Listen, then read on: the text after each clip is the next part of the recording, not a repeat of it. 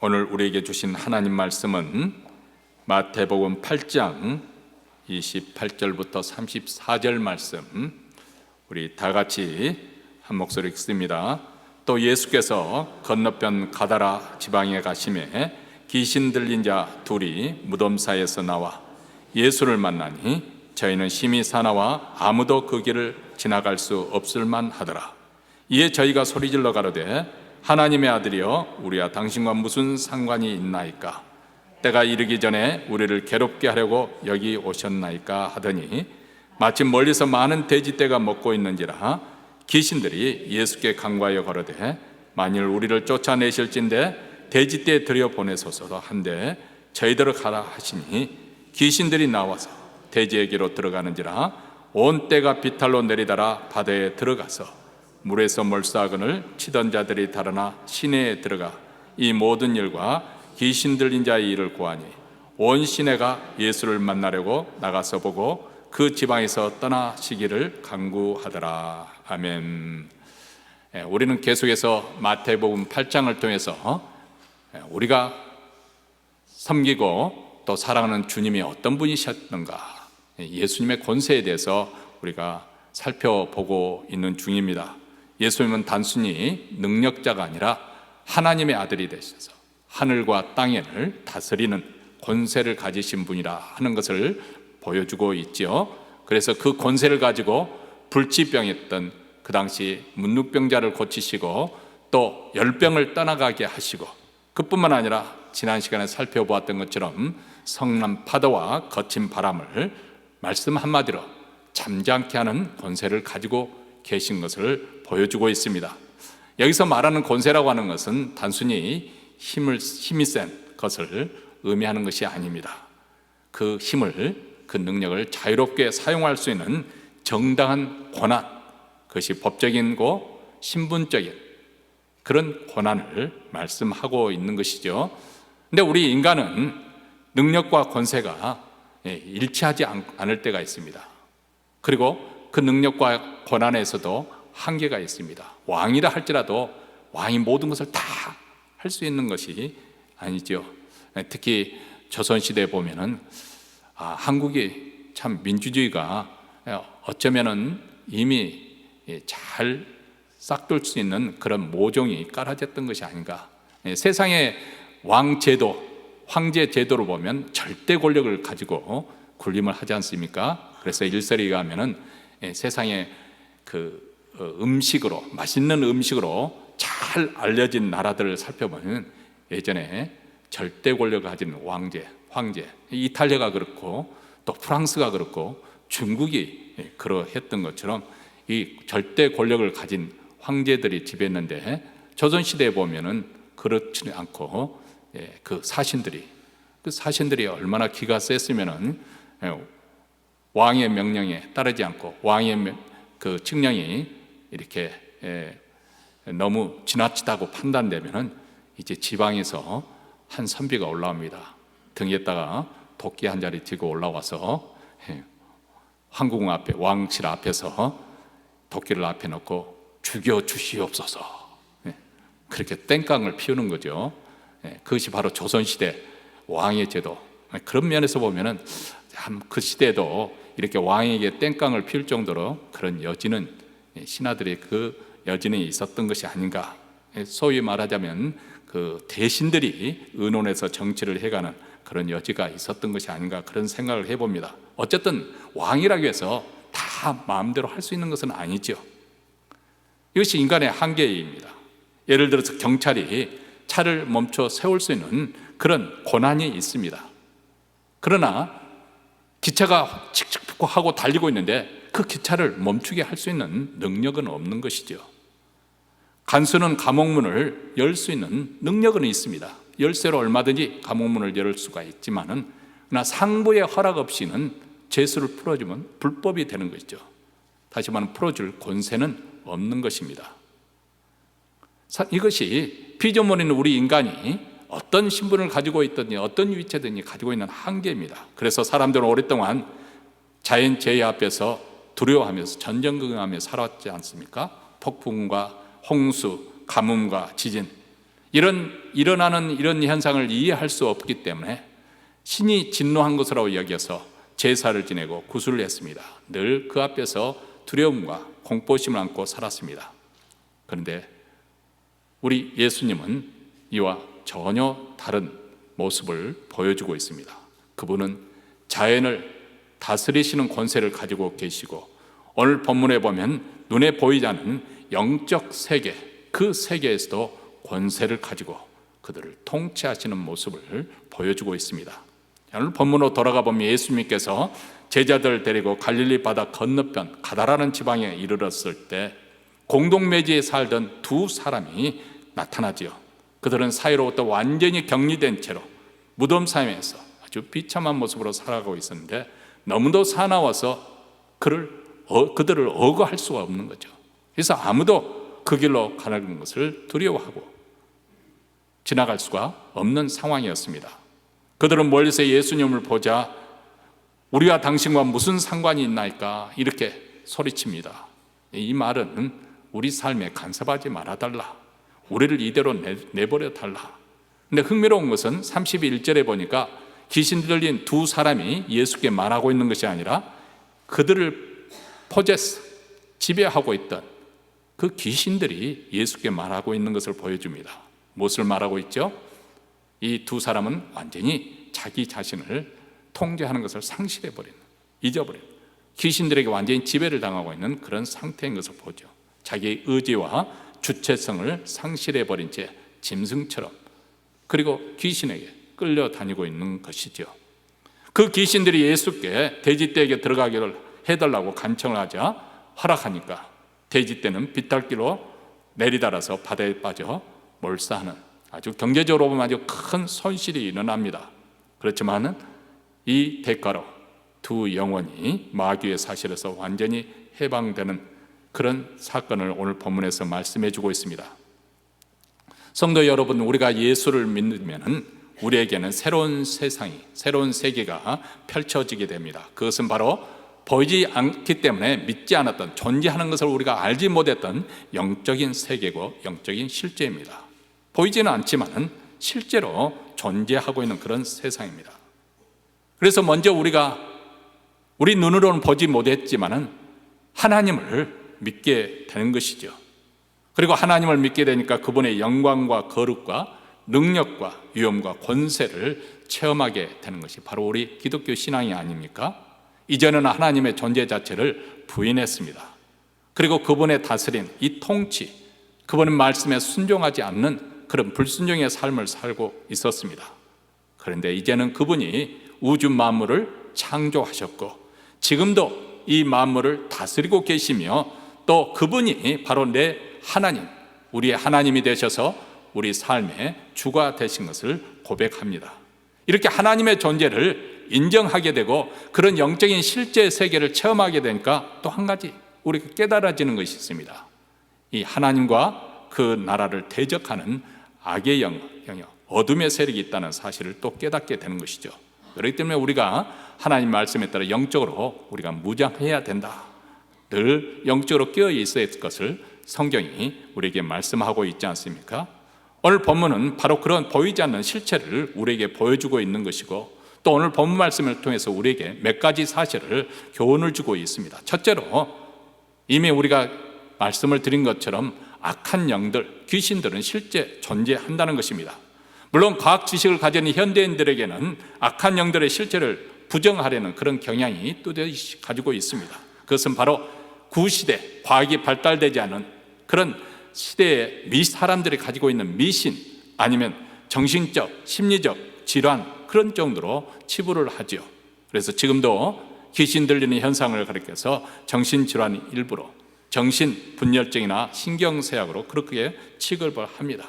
왜냐하면 그런 정신질환에 걸리면 사실 많은 경우에 환상을 보거나 또 헛것을 환청을 듣는 그런 경우가 많이 있기 때문에 귀신 들린 것이 아니고 이건 정신분열증 아니면 신경쇠약이 아닌가 그렇게 생각합니다. 근데 오늘 본문에서 보여주는 것처럼 성경은 우리에게 악한 영들이, 귀신들이 실제로 존재하고 역사한다는 것을 말씀하고 있죠. 여기에 등장하는 두 사람은 단순히 아픈 사람들이 아닙니다. 쇠사슬도 끊어버릴 만큼 그런 초능력적인 괴력을 가지고 있지만은 정작 자기 자신을 억제할 수 없는, 통제하기가 없는 그런 상태입니다. 겉으로 볼 때는 굉장히 강해 보이는, 그렇지만 실제적으로 완전히 지배당하는 그런 인생을 살고 있었습니다. 이미 말씀드린 것처럼 이런 유사한 증상을 가지고 있다고 해서 모든 것이 다 귀신 들렸다, 그렇게 단정해서는 안 됩니다. 왜냐하면 현대의학에서 밝힌 바에 의하면 육체적 질환이나 정신적 질환에도 얼마든지 이런 유사한 증세가 나타나서 환청을 듣거나 또 환상을 헛것을 보기 때문에 그렇습니다. 자, 이런 경우에 우리도 기도해야 되겠지만은 그런 경우에는 사실 병원이나 또 심리 상담자에 들어가서 전문적인 치료를 받게 하는 것이 옳은 일이겠죠. 그런데 그 중에서 정말 귀신 들리는 경우에는 상황이 다릅니다. 이런 경우에는 상담 치료나 약물 치료를 받는다고 해서 고쳐지는 것이 아니죠. 귀신이 쫓겨나가야, 귀신을 쫓아야만이 고침을 받습니다. 그렇기 때문에 먼저 우리는 이것이 정신질환에 속한 병이냐 아니면 귀신 들림이냐, 이것을 잘 영적으로 분별할 필요가 있는 것이죠. 자, 그런데 우리가 어떻게 그러면 확실하게 분별할 수 있는 것인가? 여러 가지 그 증세를 통해서 우리가 그나마도 또 분별할 수 있겠지만은, 일반적으로 정신질환은 약을 복용하기 시작하면은 어느 정도 증세가 누그러지고 조금 더 차도가 생깁니다. 효과가 나타나는 것이죠. 반면에 귀신 들린 사람은 아무리 약을 복용해도, 잠을 계속 자지 않은 사람이 약을 복용해도 이 사람은 잠을 자지 않는 거예요. 약물 효과가 전혀 나타나지 않습니다. 반면에 약물을 적용하는, 그렇게 들리는 정신적인 질환이라고 하면은 그 병은 하루 단숨에 한순간에 깨끗이 낫는 것이 아니라 전문적인 치료, 그런 상담 치료와 약물 치료를 계속하면서 조금씩 이렇게 나아지는 것이고 늘 관리가 필요합니다. 반면에 귀신 들린 사람은 귀신을 쫓아내기만 하면 그 순간적으로 온전한 정신을 되찾는 것을 볼 수가 있습니다. 근데 우리가 이런 귀신의 역사를 어떻게 분별할 것인가 하는 것은 더 우리가 배워야 할 부분이고 또 연구해야 될 부분이지만은, 이 악령의 역사를 꼭 귀신의 그 광란, 그런 하는 모습으로 우리가 연상하기 쉬운데, 오히려 현대사회에서는 더 고상한 모습으로 귀신의 역사가 있다는 사실을 우리가 생각할 필요가 있습니다. 우선 복음서에 보면 가룟 유다에게 귀신은, 악한 영은 어떻게 역사했냐, 아주 합리적인 생각으로 접근을 해왔습니다. 유다가 스승 예수를 판 것은 마귀가 협박을 해서 그래서 예수를 판 것이 아니라 마귀가 그에게 예수를 팔 생각을 불어넣어 주었다는 거예요. 그가 생각하기에 예수를 팔아넘기는 거예요. 내가 이 사람을 메시아라고 이렇게 쫓아다니는데 아무리 봐도 이것으로는 우리 민족을 구원할 수 없을 것 같다. 이것으로는 내가 원하는 목적이 성취되지 않을 것 같다. 그래서 차라리 예수를 팔아넘기는 것이 훨씬 더 합리적이다. 그래서 예수를 팔아넘기는 이런 생각을 마귀가 불어넣어 줬다는 거예요. 어쩌면 가룟 유다는 이런 생각이 마귀로부터 오는 것인 줄 모르고 자기 스스로 그런 합리적인 판단하고 선택한 것으로 여겼을지 모를 것입니다. 또 다른 예의 경우에 베드로의 경우가 있습니다. 베드로의 경우는 예수님을 사랑하는 마음속에 예수님을 향한 충성심을 이용해서 찾아온 것을 볼 수가 있습니다. 예수께서 말씀하시기를 이제 내가 예루살렘에 올라가게 될 텐데 그러면 대제사장과 장로들을 위해서 내가 고난을 받고 십자가에 죽을 것이고 그리고 3일 만에 다시 부활할 것이다. 그러자 베드로가 앞장서서 예수님을 가로막고 말합니다. 주여 그리마옵소서, 이 일이 결코 주에게 미치지 아니하리다. 아니 메시아이신 예수님이 죽으면 어떻게 합니까? 이런 일은 결코 일어나지 말아야 될 것이고 우리가 필사적으로 막겠습니다. 물론 베드로가 이 말을 했을 때는 자기의 어떤 장래, 자기가 원하는 그런 장래를 생각해서도 염두에 둘 수 있는 그런 자기의 유익을 위해서도 나올 수 있겠지만, 그러나 그것보다도 어쩌면 주님을 사랑하는 마음 속에, 주님에 대한 충성심 속에 이 말을 한 것일 수 있습니다. 그런데 예수님께서는 아주 날카롭게 베드로를 책망하시지 않습니까? 사단아, 내 뒤로 물러가라. 이보다 더 심한 책망이 어디 있겠습니까? 사단아, 내 뒤로 물러가라. 여기서 보면은 어쩌면 우리가 신앙생활하다가 우리가 생각하는 그 고상한 그런 의도, 그런 것마저도 사단은 이용을 한다는 것입니다. 베드로가 예수님을 만류하는 그 마음과 생각, 사실 인간적인 관점에서 보면 얼마나 아름답습니까? 자기 스승을 보호하려고 하고 자기 스승을 안전하게 하려고는 아주 칭찬받을 만하지 않습니까? 그런데 그 생각은 바로 십자가의 죽음과 부활을 통해서 구원의 문을 활짝 열고자 하는 하나님의 섭리, 하나님의 구원의 계획을 정면으로 배치하는 그런 마귀로부터 온 것이었다는 것입니다. 하나님의 구원의 역사를 가로막는 것이었다는 것입니다. 이렇게 마귀는, 아니 악한 영들은 아주 그럴듯한 생각, 가장 합리적인 판단, 가장 선한 의도를 가장해서 우리에게 찾아온다는 것입니다. 그렇기 때문에 잠언에서 보면 너무 지나치게 의인이 되지 말라, 그런 말이 나옵니다. 내가 보기에는 저건 분명히 불의한 것이고 저건 잘못된 거예요. 그래서 사람들이 그런 불의를 보면 의분에 차서 방방 뜨잖아요. 뭐 참 가상한 일이죠. 그런데 그 마음속에 이미 저 사람은 저렇게 불의한 사람이고 나는 그렇지 않아. 나는 의로운 사람이야. 나는 정직해. 나는 진실해. 벌써 마귀가 그 마음속에 교만한 마음을 집어넣고 상대방을 정죄하는 이런 선한 의도를 통해서 사단은, 마귀는 역사하는 거예요. 그래서 사단이 광명의 천사로도 나타난다 하는 것입니다. 우리가 만약 이런 악의 영들의 정체를 부인하게 된다면 그 자체가 이미 나는 사단에게 속아 넘어가 있는 것이죠.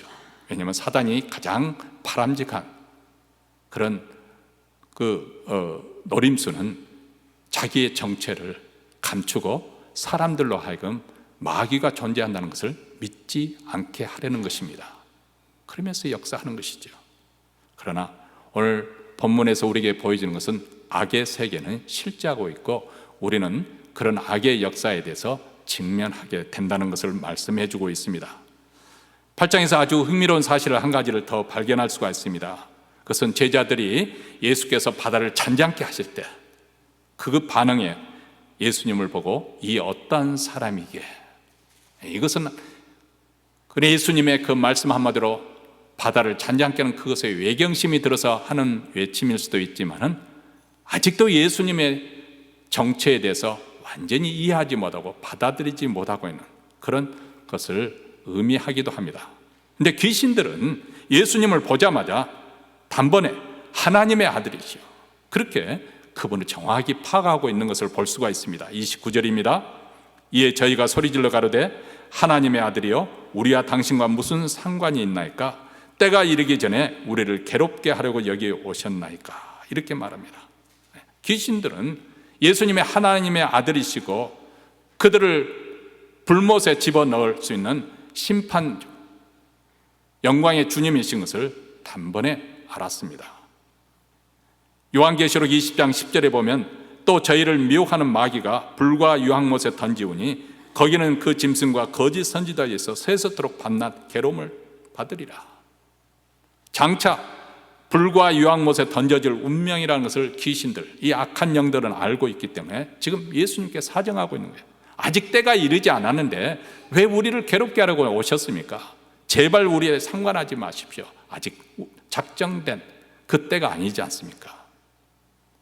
요한일서 1장 5절에 보면 이렇게 말씀합니다.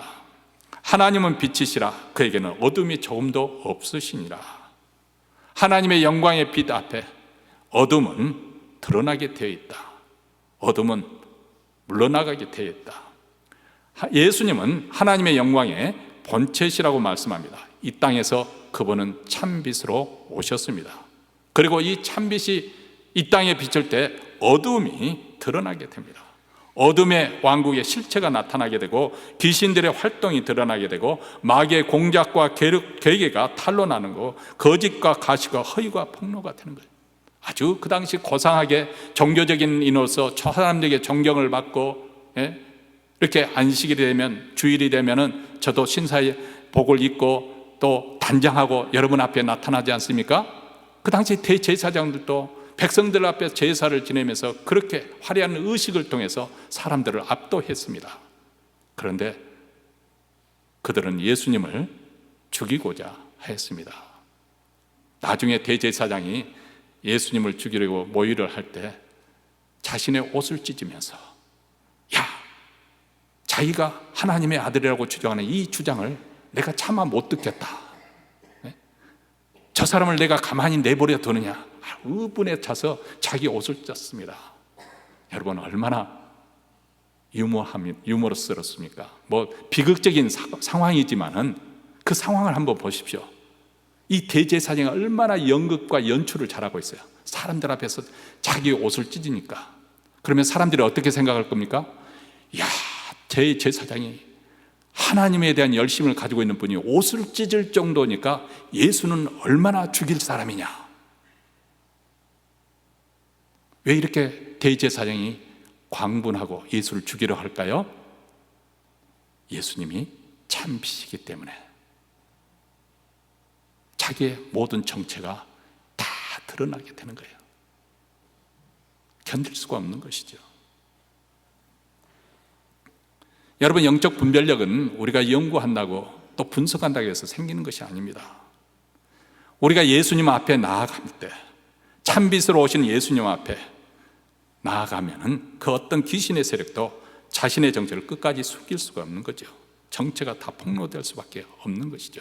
뭐 저는 귀신에 대한 체험이 뭐 그렇게 많지는 않지만 그렇다고 전혀 없는 것도 아니었어요. 우선 기억에 남는 것은 대학교 다닐 때 한 자매 그 사촌 동생이 이제 아이가 너무 말을 듣지 않으니까, 그래가 사촌 언니한테 가서 좀 신앙생활 잘하니까 배우라. 근데 이제 그때 한국 학생들이 금요일마다 기도 모임을 하고 그러는데 이제 자기 덩치가 나온 거예요. 처음에는 전혀 몰랐죠. 왜 이렇게 얘가 갑자기 돌변해서 말을 듣지 않고 부모를 괴롭게 하는가.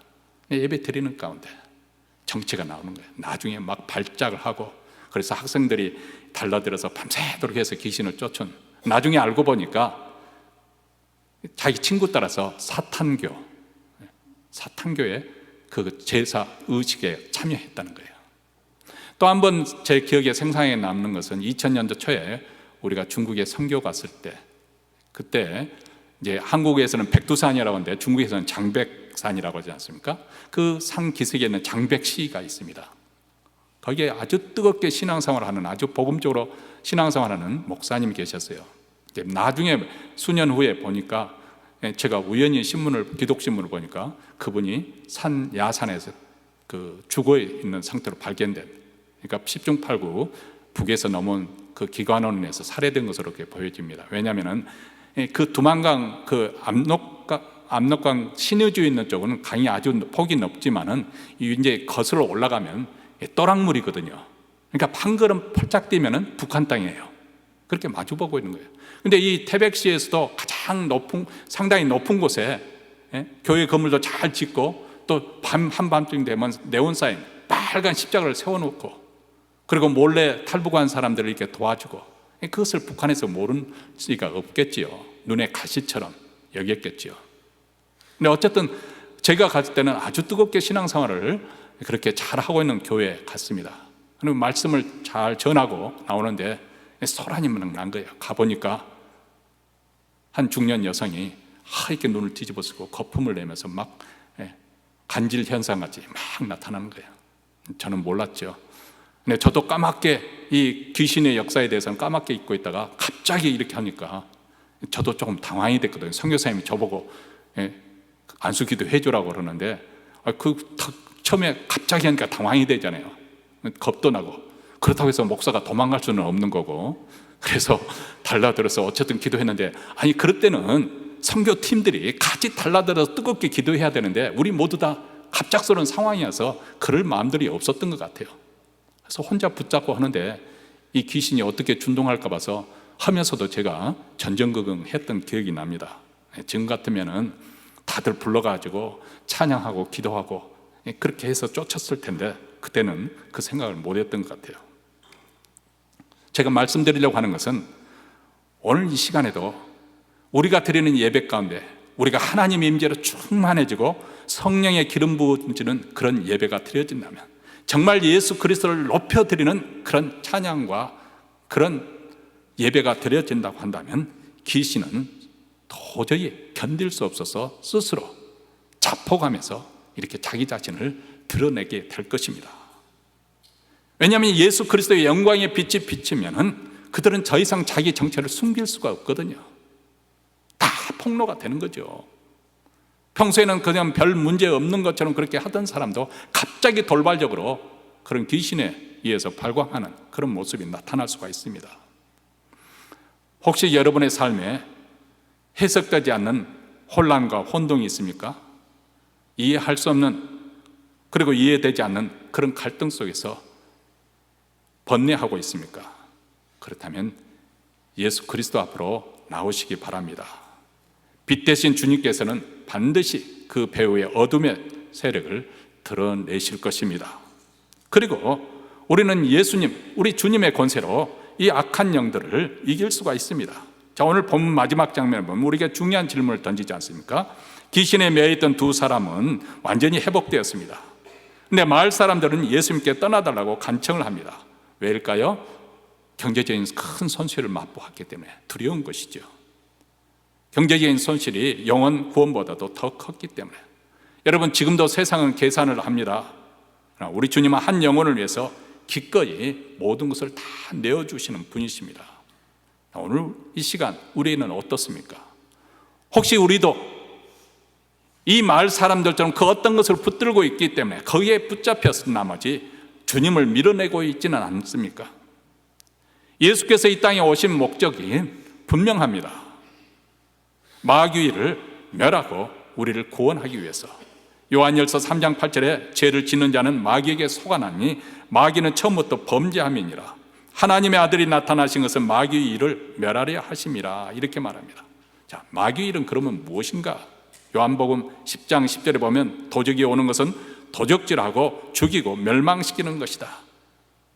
마귀의 일은 파괴하는 것이고 약탈하는 것이고 인간을 괴롭게 해서 결국 비참하게 만드는 그런 원수가 되는 것이죠. 제가 어렸을 때도 보면 점치는 것을 아주 좋아하는 사람들이 있어요. 그래서 무슨 집에 무슨 일만 있으면 점치러 무당이나 박수에게 그렇게 찾아가는 그런 경우를 봅니다. 그래서 뭐 점쟁이가 이렇게 말해서 이렇게 했더니 뭐 어쨌다더라 그런 이야기를 저도 제 어렸을 제 귀에도 들어오는 그런 것이 있습니다. 그런데 그렇게 귀신을 쫓아가면은 그 집안은 필경, 그 인생은 필경 파멸에 이릅니다. 아, 너 나를 찾아와서 나를 이렇게 인정해 주느냐? 마귀가 그래서 일시적으로 뭐 부자가 되게 하고 막 모든 일이 성공적으로 잘 되게 하는 것 그렇게 할 것처럼 하지만은 또 그런 것처럼 보이지만은 결국은 그 집안과 그 인생이 완전히 파멸에 이르는 거예요. 왜냐하면 마귀 자체는 우리에게 행복을 주는 주로 온전 존재가 아니거든요. 어둠의 영이고 교만과 분열과 파괴의 영이고 저주와 음란의 영이기 때문에, 그렇기 때문에 마귀가 역사하면 그 인생이 망가지는 것이고 가정이 파괴되고 교회 또한 분열에 이르는 것이죠. 반면에 예수님께서 이 땅에 오신 목적은 우리에게 하나님의 생명을 주기 위해서, 내가 온 것은 양으로 생명을 얻게 하고 더 풍성히 얻게 하려는 것이다.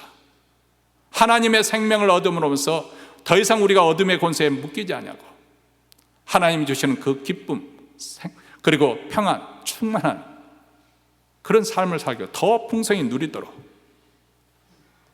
그러기 위해서 우리 주님께서는 마귀를 멸하기 위해서 하나님의 자녀에게 죄와 사망의 권세로 왕노를 하고 있는 마귀를 무장시키기 위해서 예수님께서 바로 십자가에서 죽으신 것입니다. 우리의 죄의 형벌을 대신 담당하기 위해서 십자가에 죽으셔서 더 이상 마귀가 우리를 고소 고발하지 못하도록, 참소하지 못하도록. 왜냐하면 예수님이 나의 모든 죄값을 다 지불해 주셨기 때문에. 그리고 더 이상 우리를 죄를 짓도록 강제하지 못하도록, 우리를 지배하지 않도록 우리 주님께서는 십자가에서 죽으신 것이죠. 왜냐하면 예수님이 십자가에 죽으실 때는 우리의 옛 성품도 함께 못 박아 버렸기 때문에 그렇습니다. 그래서 그리스도 안에서, 그리스도를 통해서 우리는 이미 십자가에 죄에 대해서 죽었습니다. 죄에 대해서는 시체는 반응을 보일 수가 없는 거죠. 그러니까 죄가 권능을 가지고 있는 이 죄가 더 이상 역사할 수 없도록 그렇게 하셨다. 그리고 우리 주님이 3일 만에 다시 부활하신 것처럼 우리가 다시 살게 되는데, 이제는 하나님을 향해 살 수 있는 새로운 출발이 이루어지게 하신 것입니다. 예수님의 십자가와 부활은 더 이상 사단의 권세를, 힘을 발휘할 수 없도록 만들어 버렸습니다. 여러분, 우리가 예수님을 믿는 동안 많은 축복을 받습니다. 많은 유익을 얻습니다. 그 중에 가장 큰 축복은 하나님의 자녀가 되는 것입니다. 더 이상 마귀의 자녀가 아니라 하나님의 자녀입니다. 영접하는 자, 그 이름을 믿는 자들에게는 하나님의 자녀가 되는 권세를 주셨으니, 하나님의 자녀가 되는 권세, 이 권세는 하나님의 아들에게 주어진 그 권세와 연결이 되는 것이죠. 왜냐하면 그리스도께서 우리 안에 거하시기 때문에. 하나님 아들 예수 그리스도, 그분은 하늘과 땅의 모든 권세를 가지셨습니다. 이제 하나님의 자녀된 우리에게도 예수님의 권세를 허락해 주시는 것이죠. 그렇기 때문에 우리가 예수님의 이름으로 귀신들을 쫓아낼 수 있는 것입니다. 사랑하는 성도 여러분, 사람은 누구의 권세 아래 있느냐에 따라서 그 사람의 운명, 팔자도 달라집니다. 나는 무슨 띠여서 나는 이럴 수밖에 없어. 어떤 사람이 저에게 목사님 무슨 띠예요? 이렇게 물어보면은 두 가지 의미가 있을 것 같아요. 목사님 나이가 얼마인지 알아보려고 그렇게 묻는 사람이 있고, 또 어떤 사람은 목사님 팔자가 어떤가 궁금하기도 하고. 그래서 저는 예수띠입니다. 예수띠. 예수 믿는 사람들은 그런 팔자, 운명에 매이는 사람들이 아니에요. 왜냐하면 예수님의 권세 아래 있는 사람들이기 때문에. 우리도 예수 믿기 전에 흑암의 권세 아래 있었습니다. 그런데 이제는 하나님의 아들의 나라로 옮겨졌습니다. 영역이 달라진 거예요. 골로새서 1장 13절과 14절에서 그가 우리를 흑암의 권세에서 건져내사 그의 사랑의 아들의 나라로 옮기셨으니 그 아들 안에서 우리가 구속 곧 제사함을 얻었도다. 구원이란 무엇이냐? 구원을 여러 가지로 표현할 수 있겠지만 한마디로 권세가 바뀌어졌다는 거예요. 예전에는 흑암의 권세 아래 종로로 타고 있었던 우리들이었는데, 이제는 하나님의 아들의 나라, 하나님의 통치하시는, 하나님의 권세가 다스리시는 그 나라로 옮겨졌다. 더 이상 마귀가 그 권세를 가지고 우리에게 영향력을 발휘할 수가 없습니다. 왜냐하면 사랑의 왕이 통치하시는 하나님의 나라로 우리는 속한 사람들이기 때문에 그렇습니다. 우리가 이 권세를 오늘 말씀을 듣는 지식으로 그치는 것이 아니라 실제 삶의 현장에서 우리가 사용해야 됩니다. 때로는 우리가 인생 살다 보면 이유 없이, 물론 죄를 짓게 되면 우리 마음에 평안이 없어지고 기쁨도 사라지는 것도 사실이지만은, 그러나 때로는 우리가 이유 없이 우울하는 경우가 있습니다. 정죄의식에 빠지고 패배의식, 내가 예수 믿는 사람인데 이렇게 살았어야 과연 내가 하나님의 자녀인가? 이런 정죄의식과 패배의식, 이유 없는, 알 수 없는 우울증과 분노, 아니면 중독, 여기서 벗어날 수 없는 그런 중독 현상, 아니면 가정을 분열시키고 파괴하려는 그런 속삭임, 그때 우리는 나사렛 예수 그리스도의 이름으로 쫓아내는 것이죠. 나사렛 예수 그리스도의 이름으로 명하노니 내 마음과 내 가정에서 어지럽히는 이 어둠의 세력, 이것은 묶임을 받고 떠날지어다. 내 인생의 주인은 예수 그리스도, 그분이 나를 통치하시고 다스리시네. 이 악한 영들아 썩 물러가라. 이렇게 담대히 선포하는 것입니다. 사랑하는 성도 여러분, 우리 주님은 지금도 살아계셔서 온 우주 만물과 역사를 통치하십니다. 물론 우리 주님이 통치하시는데, 말씀이 길어지면 안 되는데, 통치하는데 우리가 느껴지지 않아요. 지금 현재 눈에 보이는 것은 악이 행행하는 세상, 악인이 오히려 득세하는 세상이고 전쟁과 난리의 소문을 들으니까 과연 하나님이 통치하고 계시는가? 예수님이 만물을 지배하고 계시는데 과연 통치하고 계시는가? 여러분, 이런 질문은 예전 초대교회 성도들도 로마 황제가 죽이는, 믿는 자들을 핍박하고 죽이는 것은 과연 우리 주님은 능력이 있으신 분인가? 똑같은 질문 아닙니까? 근데 우리 주님이, 우리 하나님이 이 세상 우주 만물을 통치하시는 방법은 두 가지 있다는 것을 여러분에게 말씀드리고 싶습니다. 하나는 하나님께서 뜻을 이루시는 데 있어서 우리 믿는 자들, 하나님의 뜻에 순복하고 말씀대로 순종하며 사는 사람들 통해서 하나님의 뜻이 이루어집니다. 그러나 하나님의 통치는 이렇게 믿는 자들만 통해서 이루어지는 것이 아니고 믿지 않는 불신자들, 하나님을 대적하는 자들, 예수 그리스도를 믿지 않는 그 사람들을 통해서도 역사하시는 것이 하나님의 능력입니다. 가령 예를 들어서 대제사장과 장로들은 예수님을 악한 의도를 가지고 마귀의 계책에 따라서 하나님의 아들이신 예수님을 죽였습니다. 그런데 그것이 바로 하나님의 예정된 뜻이었습니다. 하나님은 순종하는 자를 통해서 하나님 뜻을 성취해 가시기도 하고, 불순종하는 사람들을 통해서 역사를 또 운행해 가십니다. 그러면 무슨 차이가 있습니까? 불순종해도 하나님 뜻이 이루어지고 순종해도 하나님 뜻이 이루어진다는데, 차이가 있죠. 우리 순종하는 자에게는 하나님의 나라에 속한 백성으로서 하나님의 보호하심과 하나님이 주신 복을 받습니다. 그러나 불순종하는 자에게는 그 끝은 파멸입니다. 심판입니다. 이 역사를 주관하시는 예수 그리스도를 의심하지 말고 의지하시기 바랍니다. 그 권세를 가지고 사시기를 바랍니다. 그 말씀을 가지고 악한 자들을 담대하게 물리치시는 또 한 주가 되시기를 주님의 이름으로 축원합니다. 기도하십시다.